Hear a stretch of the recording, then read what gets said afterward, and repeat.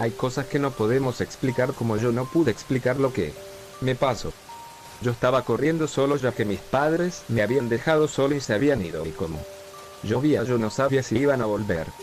Yo escuché un ruido viniendo del ático y fui con una linterna a ver qué estaba pasando. La verdad es que me dio miedo ya que estaba todo oscuro y yo alumbraba pero nada, y de repente se me cae la linterna. Yo intento agarrarla. Bueno, yo me quería ir ya que sí me dio mucho miedo. Pero cuando justo me estaba por ir me desmayé.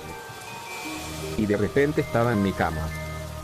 Y recién me di cuenta que era todo un sueño hasta que escucho un ruido igual al que escuché en el sueño. Desde ahora siempre escucho un ruido, pero mis papás me dicen que no escuchan ningún ruido en el ático.